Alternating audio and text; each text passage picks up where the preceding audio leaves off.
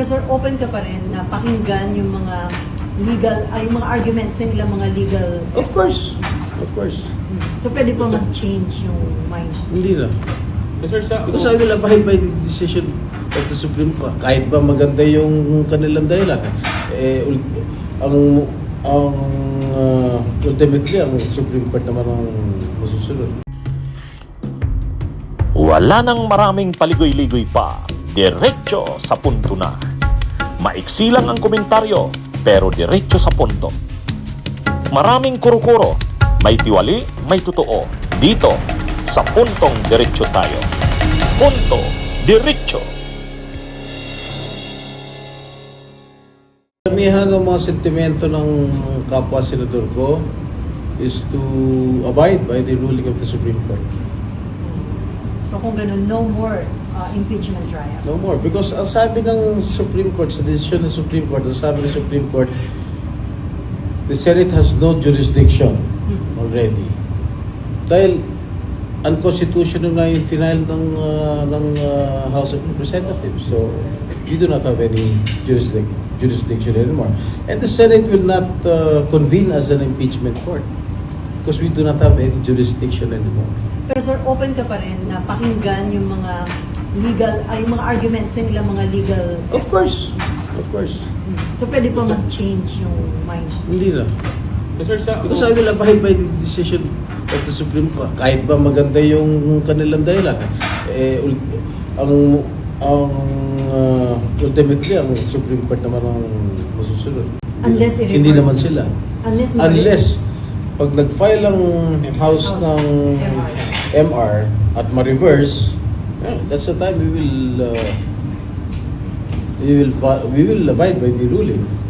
Kung So, ni-reverse ng Supreme Court. Already decide on the 6. magbobotohan na. Yes. Whether to abide or not to abide. Sir, Sir, magbubota ang kayo as a pagbobotohan minister. dun, sir, kung uubay pero hindi i-dismiss. Parang rin. If you abide by the ruling of the Supreme Court, technically, it's not amount to dismissal of the case. Pero di-decision. So, I'm not a lawyer, pero yun ang interpretation ko, ha? Sir, magdi-decision kayo as a legislative body, hindi as an impeachment. Yes. No, not as an impeachment court. Dahil we will never convene again as an impeachment court dahil wala na nga kami jurisdiction. Oh, mga kabunyog, mga kababayan, punto diretso tayo. Puntuhan natin itong sinabi ni Jinggoy. Ha? Sabi ni Jinggoy, wala raw sa kanyang problema kung may iniikot daw na pinapapirmahan. Ha? Tungkol nga sa pagtutuloy ng impeachment trial. O sabi niya, walang problema sa akin yan basta siya daw hindi pipirma. Sus! Ha? Akala mo naman nagtaka pa kami. Kilala ka naman na pro Sara. Kaya lang mas nagiging garapal ka. Ha? Mas nagiging garapal ka. Alam namin pro Sara ka. Actually sa mga binabanggit natin, hindi naman natin nababanggit si Jinggoy. Talaga namang kasamahan yan nila Cheese. Kasamahan yan nila Marcoleta, nila Bongo, nila Bato, nila Amy, nila Padilla. Yun, magkakasama kayo. Alam namin yan. Hindi naman kami umaasa sa iyo, Jinggoy. Ikaw pa. Paano ka susuporta sa impeachment na ikaw mismo, ang ama mo mismo ay na-impeach? 'Di ba?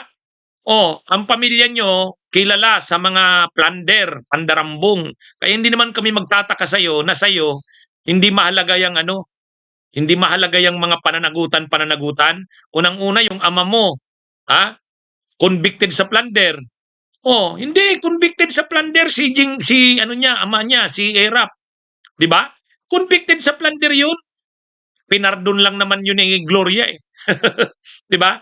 Kahit pardon ni Gloria yun, the fact is, convicted sa plunder ang ama mo.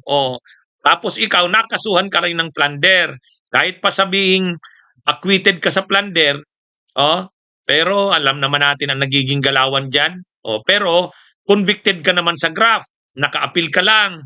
Kaya sa'yo, Jinggoy, alam na namin yan. Alam na namin na hindi ka, alam namin na hindi ka susuporta dyan kasi sa'yo, involved na ang pamilya nyo, halos ang nyo, yung tatay mo involved sa plunder. Na-impeach na rin. Napatalsik nga sa pwesto dahil diyan eh. Dahil sa impeachment. Oh, yung pagpoprotekta sa ama mo, kay yung dating Presidente Estrada na yung ama, prinotektahan ng mga senador, nakakampi niya, na wag buksan yung envelope. O, pero nagalit ang taong bayan. O, yan. Kaya alam namin, wala namang aasahan sa iyo, Jinggoy. Sus naman. Kailangan mo pa bang mag-announce na ikaw ay hindi pipirma? Hindi naman nakapagtataka yan na hindi ka pipirma. Kilala naman ang pamilya niyo. Unang-una, inimpeach ang ama mo. Pangalawa, prinotektahan din ninyo siya noon, yung mga senador nakakampi ng ama mo, ayaw pa buksan yung envelope. O, pero nagalit ang tao, tinanggal yung ama mo. O, yan yun, nasipa ng tao ang ama mo. Ngayon, kinasuhan yung ama mo ng plunder. Convicted. O, kaya lang, pinardon ni GMA. Kahit ikaw din, may kaso ka ring plunder. Kahit sabihin mong na-acquit ka, convicted ka sa graft. On appeal ka lang naman eh. Oh, kaya ikaw, hindi ka naman maaasahan na susuporta sa impeachment laban kay Sarsos. Ay, Jinggoy. Akala mo naman itong si Jinggoy, pag anunsyo niya na hindi raw nila kikilalanin ang ruling ng Korte Suprema, ay kikilalanin daw nila, irerespeto daw nila ang ruling ng Korte Suprema. Bakit? Eh kasi ang ruling ng Korte Suprema, pabor kay Sara. Ang ruling ng Korte Suprema ay hindi naaayon sa pagpapanagot sa mga tiwali. Yun nga ang problema sa ruling na yan. Kaya pabor sa inyo yan. Kayong mga tiwali, gusto nyo yan. Ayaw nyo ng impeachment. Ayaw nyo ng pananagutan. Kaya magkakasama kayo nila Sara Duterte. Totoo lang, Jinggoy. Di raw siya pipirma sa iniikot nila Kiko, Bam at Risa. So kung hindi ka pipirma, may bago ba doon? Wala naman. Expected yun. Expected yun. Kilala ka ng taong bayan. Alam kung ano ka. Hindi naman umaasa sa iyo. Saka noon pa, 'di ba? Lagi mo namang sinasabi ayaw mo ng impeachment. Oo. Ang sabi mo, ano 'yan? Ma-divisive 'yan, nakakaulo sa bayan. Inaapi lang si Sara. Oo. Alam na namin 'yan. Nilantad mo lang lalo ang iyong ang garapal mong pagka-pro Sara. Saka hindi ka kukontra diyan. Kasi yan ay pananagutan. Ayaw nyo ng pananagutan. Kasi kayo'y dumaan dyan. Na-convict ang ama mo sa plunder. Ikaw din, na-convict ka ngayon sa graft. Naka-appeal ka lang naman. Dapat nga, dapat nga kung may delikadesa ka, dapat hindi ka na lang niya nagsasabi ng ganyan. Mahiya ka naman. Sabagay. Bakit ba tayo magsasabing mahiya naman? Marami naman ang mga senador natin, wala namang hiya. Di ba? Kung mahihiya siya, ayaw ko magkomentaryo dito kasi baka isipin ng mga tao, ano yan? Eh, yung ama niya, nakasuhan ng plunder. Dumaan sa plunder, nakasuhan ng plunder, na-convict sa plunder, na-impeach din yun. Kaya itong mga anong-ano ito ni Jinggoy, wala, Jinggoy, nilantad mo lang ang garapal mong pagka-pro Sara. Alam namin, hindi sa iyo importante ang pananagutan. Kasi, ikaw din mismo at ang ama mo, nakakasuhan din ng mga plunder na convict at na-impeach. Di ba? Kaya, inaasahan na yan, hindi ka pipirma dyan. Inaasahan na yan. Kahit na sana hindi ka na nagsalita, wala namang bago sa iyo. Sa pagmamalaki mo na na hindi ka pipirma, wala yan. Wala namang bearing yan kasi wala namang inaasa. Ang pwede pa yung kapatid mo si JB kasi ang sabi niya, the good one. Ang Estrada daw na mabuti. The good one. Anyway, kaya ano yan eh.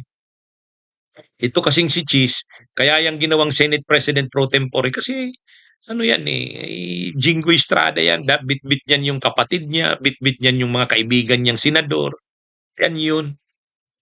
Actually, kayo nila Cheese, inaasahan naman yan, magkakasama kayo, Joel Villanueva, Cayetano. Kayong mga nasa top leadership ng Senado, pro Sara kayo, yan ang malinaw dyan. Kaya wala namang bago dyan. Ano bang nakapagtataka dyan? Okay? O sige mga kabunyog, mga kababayan, ito ang ating Punto Diretso. Bunyog, halikan na kasama ka. Bunyog, kapag buklod ay may pag-asa. Lusong Visayas, Mindanao, isa ang pananaw. Sa bagong Pilipinas ang bunyog isisigaw. Bunyog